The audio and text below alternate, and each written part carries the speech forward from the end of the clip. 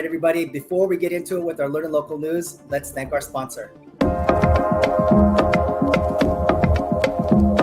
Located in Rancho Bernardo, we've been around for over 26 years and we've done over 60,000 tax deferred exchanges.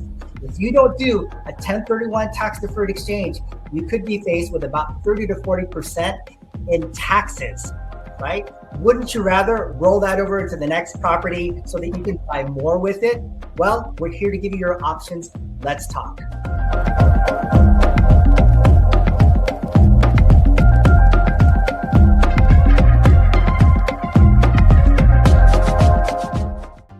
Thank you again, Exchange Resources. And you only need one exchange company for the entire United States because we do all 50 states. Talking about today's news, the reason why we bring our subject market educators here is because we want to get their take on what's going on with the U.S. housing affordability.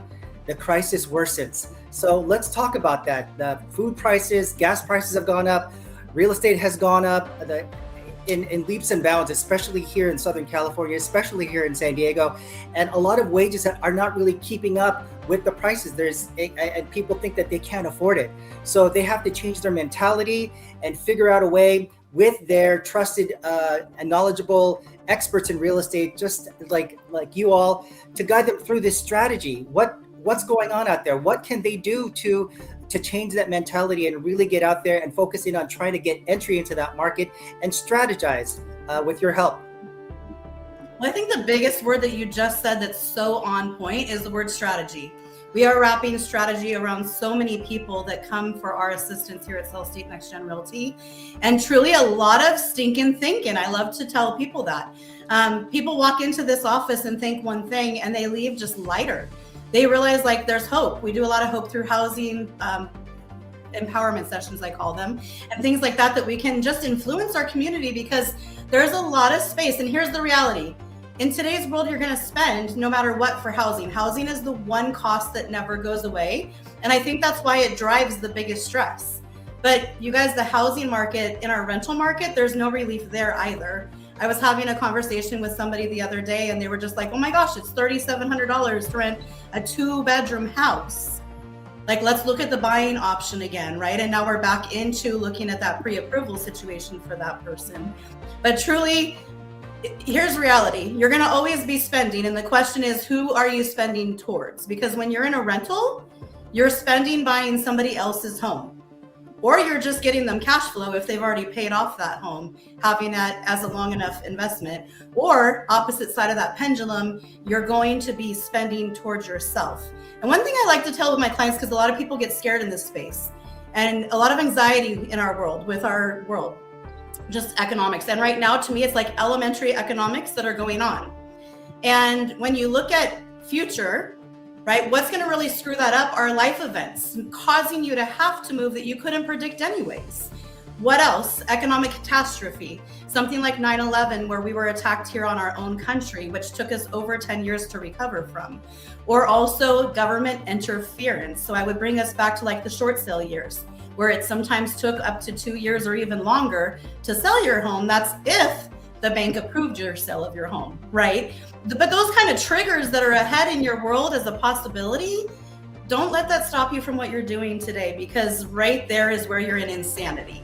And that's where we all work, especially right here on the screen. These are individuals that are out there empowering people with great knowledge, not just trying to close a deal, but literally trying to walk people into smart spending to be able to get them to good places 10 years from now, 20 years from now, 30 years from now. Chris, you too, you have all the knowledge in the world with your 1031 exchange world.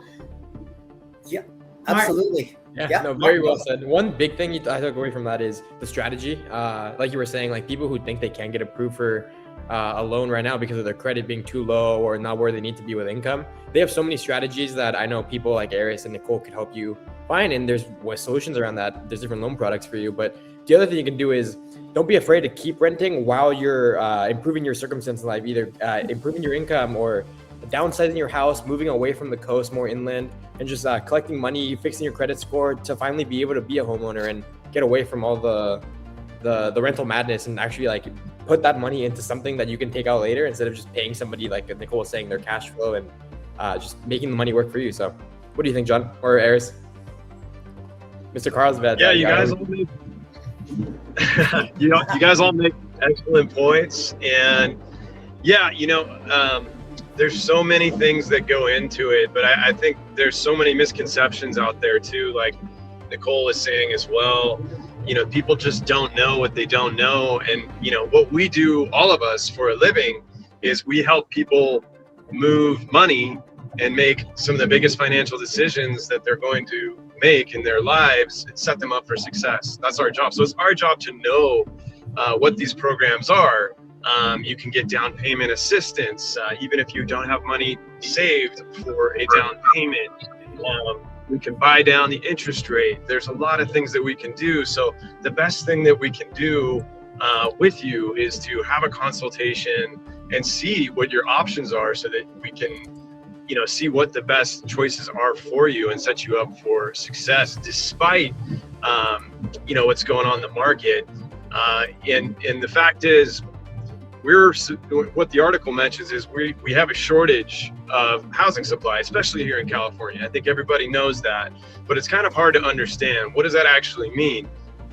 And if you're one of those folks that's waiting for it to be a buyer's market, but you have the ability to make a decision now that could change your future, I would encourage you to at least have conversations with experts like anyone on this show, because sometimes waiting can actually cost you a lot more than if you have the means to do something now. Especially, there's some properties that are sitting on the market. You could have an advantageous situation. So always see what your options are and really have that information so that you can make that decision, and set yourself up for success. That's great, guys. Great feedback. And I think what Nicole was saying is from a 1031 exchange perspective. Now, for people who are looking to buy as a primary residence, there's a lot of value adds that a lot of these realtors know about, where, there might be properties that they can find where there's already an ADU, or they can add an ADU later so that they can produce income, so that they can offset that mortgage. With investors, obviously the prices of properties have escalated here in San Diego, and you have to put significantly more down, and even to cash flow or break even. But if you find and you talk to Martin and Nicole and Aris here, they can find properties for you with maybe value add, maybe a duplex or a triplex, or maybe later on adding a ADU so that you can increase your income. And at that point, once you're into this market, the prices will go up.